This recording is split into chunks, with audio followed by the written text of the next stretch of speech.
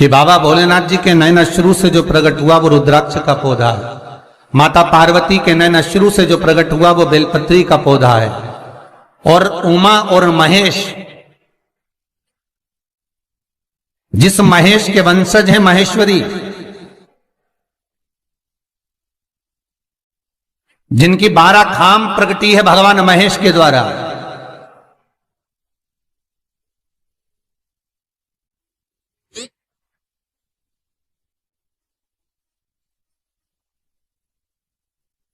वो महेश और उमा और महेश का जो चरित्र है कि उमा और महेश का जब प्रागट्य हुआ, उमा और महेश जब दोनों आनंद में विभोर होकर जब चलते हैं और दोनों के बैठने से तप मुद्रा से जो पौधा उत्पन्न होता है वो शमी का पौधा है।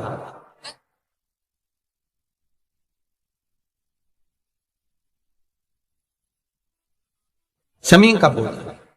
तो एक बात ध्यान रखिए, शिव जी के द्वारा जो निर्मित हुआ उसमें कोई शूल नहीं है, उसमें कोई कांटे नहीं है। पार्वती के द्वारा जो निर्मित हुआ बेलपत्री का पौधा, उसमें कांटे हैं, और पार्वती के मिलन से भी जो उत्पन्न हुआ है शंकर के साथ में, उसमें भी कांटे हैं। शमी के पौधे में भी कांटे, शमी के वृक्ष में भी कांटे।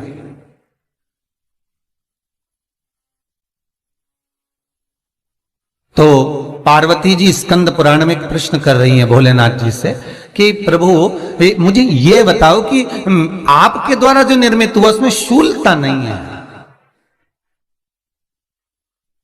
पर मेरे द्वारा जो निर्मित हुआ उसमें शूल क्यों आया है, उसमें कांटा क्यों आया है? थोड़ा सा माताओं, मेरी जीजियों, आपको थोड़ा बुरा तो लगेगा इस प्रसंग को सुनकर, पर लग जाए, पर आज कथा निकली है तो सुन लो है कि शिवजी जिस रुद्राक्ष को उत्पन्न कर रहे हैं उसमें शूलता नहीं है, पर पार्वती जी जो संग में मिली हैं उसमें भी शूलता है, और पार्वती के द्वारा जो प्रकट हुआ बेलपत्र उसमें भी शूलता है। तो भगवान महादेव बोलते हैं, पार्वती मैं तुझे कुछ कहूं और कहने पर तुझे तेरे हृदय में कोई बात चुभे, शूल लगे तो मुझे ठीक नहीं लगेगा। नहीं नहीं नहीं, आप कहिए प्रभु, मैं सुनने के लिए तैयार हूं, आप तो बोलो कि कारण क्या है। भगवान कहते हैं, पार्वती बस अंतर इतना है, नारी का जो स्वभाव होता है, स्त्री का जो स्वभाव होता है, उसके हृदय में छोटी छोटी बात के शूल बहुत होते हैं।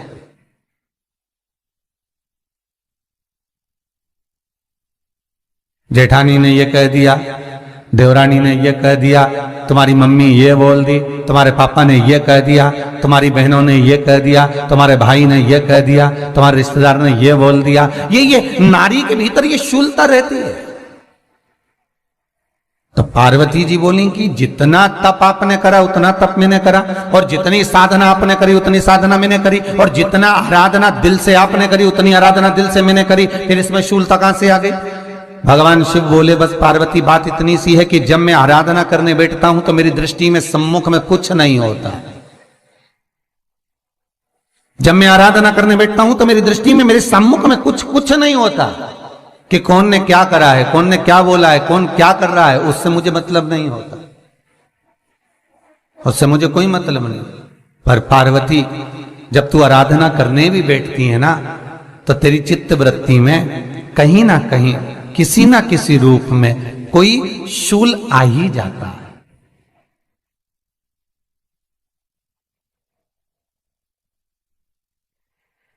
कई माताओं की आदत देखी साहब, भगवान की सेवा करने बैठी है तो भी भीतर थोड़ा सा शूलता भरी हुई है। महाराज बताओ, इतने सारे भगवान इकट्ठे कर लिए, मैंने बोला था बहू से कि वहां रख लेती है, बताओ इतने सारे यहां पर लाकर रख दिए हैं, अब इसकी सेवा करना पड़ रही है, अब ये करना पड़ रहा है।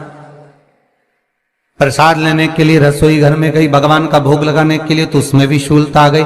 इतने घंटों से मैं सामान ढूंढ रही, फ्रिज में मिल ही नहीं रहा, मैंने रख के गई थी, भगवान जाने कहां चले गए। भगवानों को वस्त्र पहना रही है तो शूलता है। अलमारी का ड्रॉज खोला, इसमें मैंने सामान रखा था, ना जाने भगवान का श्रृंगार कहां चले गया, कौन ने हाथ लगाया, फिर शूलता आ गई। भोजन करने बैठे तो शूलता है, कोई कार्य के लिए जा रहे हो तो शूलता है।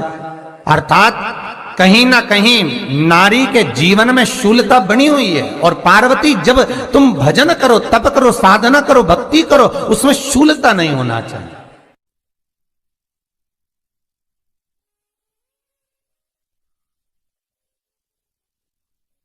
पार्वती जी ने कहा, भोलेनाथ, तो क्या आप मुझे स्वीकार नहीं करेंगे बेलपत्री के रूप में? क्या मुझे स्वीकार नहीं करेंगे शमी पत्र के रूप में? पद्म पुराण, स्कंद पुराण, लिंग पुराण, नर्मदा पुराण और शिव महापुराण, ये सारी पुराणे वर्णन करती है। पार्वती जी का खंड आनंद वर्षत कर रहा है, वर्णन कर रहा है। पार्वती खंड वर्णन कर रहा है, सती खंड वर्णन कर रहा है, उमा संहिता वर्णन कर रही है।